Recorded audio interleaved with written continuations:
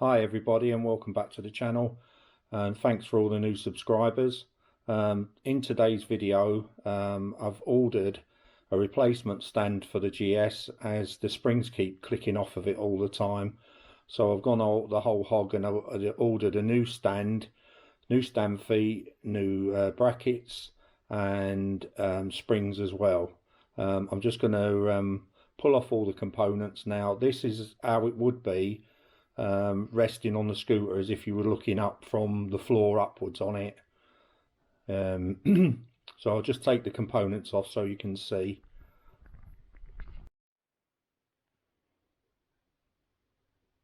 Right, as you can see, the kit is the stand itself, which is this part.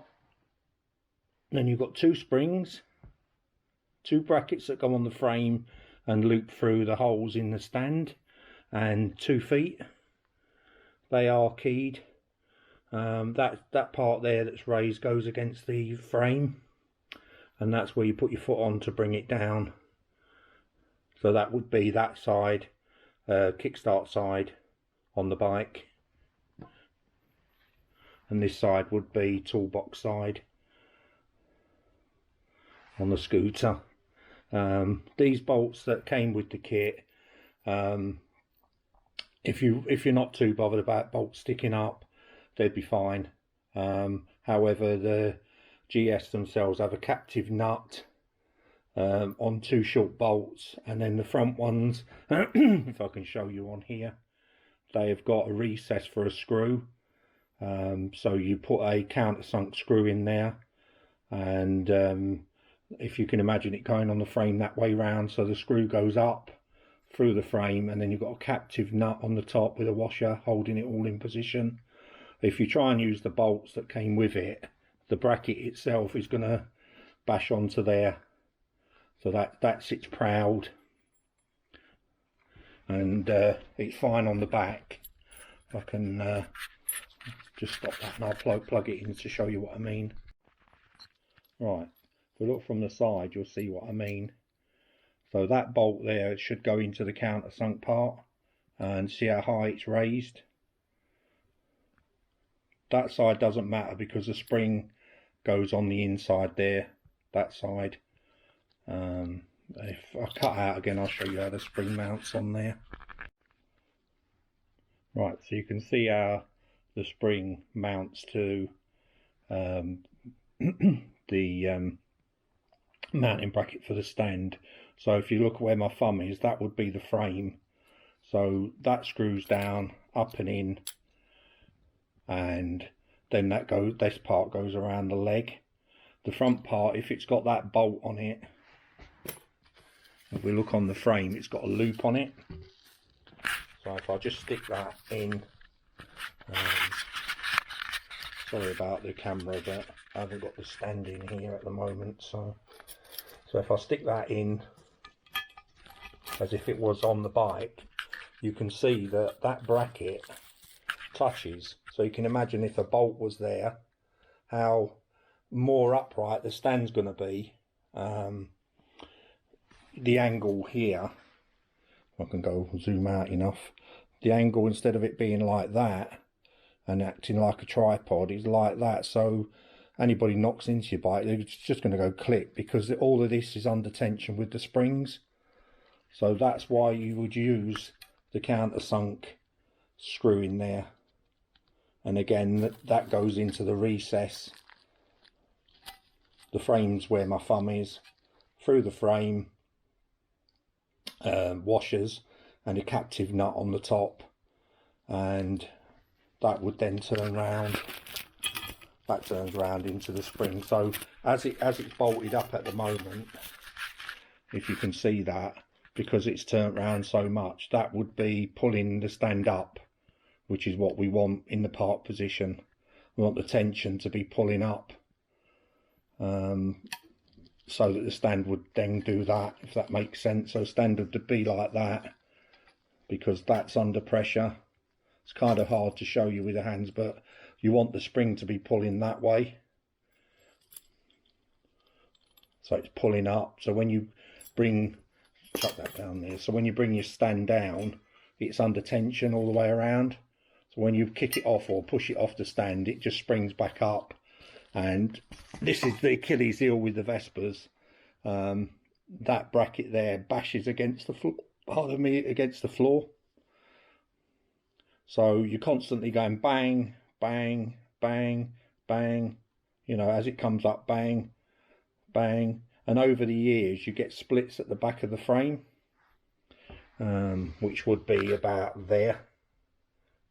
So I'll to show you with the stand, but they'll be there because you've got a bracket supporting it, but it's just seam welded there.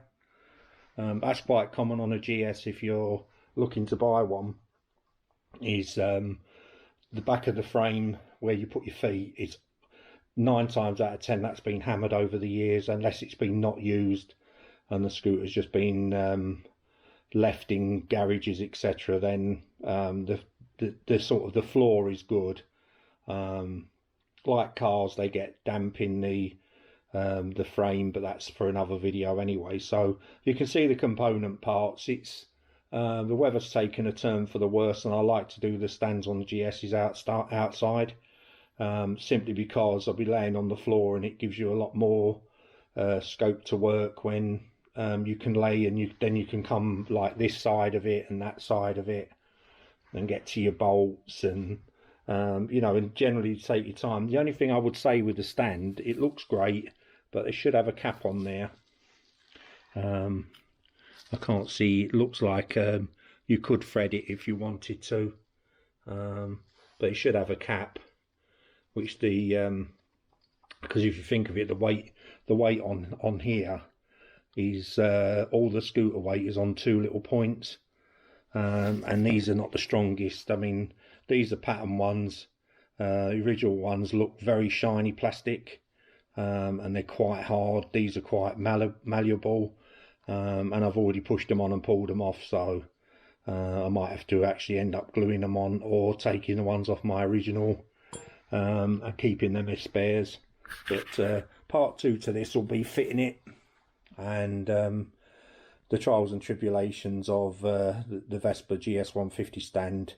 They did on the 160s remedy these problems, and the PX, etc. They are so much easier to put on, and if you wear out one of your stand feet, you can change just one because they're not handed like these are. These are old school. They work, but you know, if you look at all the elaborate parts and you know all the setting up, and they're trying to build these in a factory to make money, and you can see why whoever came up with the idea for the PX, the Sportique onwards, I would say GL, the Sportique 59, GL 63. So you have to say the VBBs were on the case a lot more earlier than the GS was anyway. But these GSs overlapped the VBB right up to the 160 in about 1963. So most of them are still around. So you know, and still working. It's just I can't seem to get small enough springs to work on my stand.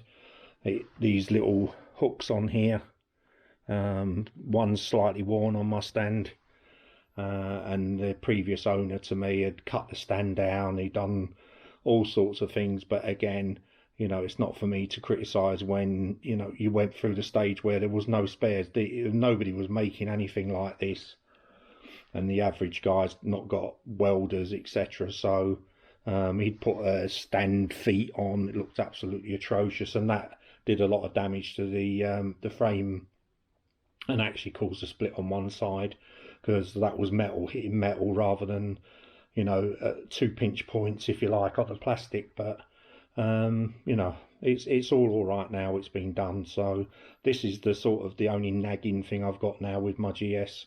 Apart from that, it's I've got a carrier that I might copy or I might get re-chromed yet. I'm still sort of sitting on the fence with both of them, but that again, that's for another video. So keep watching, and there'll be a part 2 to this one. I hope you're enjoying it, and any comments, don't hesitate to drop me a line. I always try and answer them. So thanks everybody for watching, and look out for part 2. Take care everyone. Catch you soon. Bye.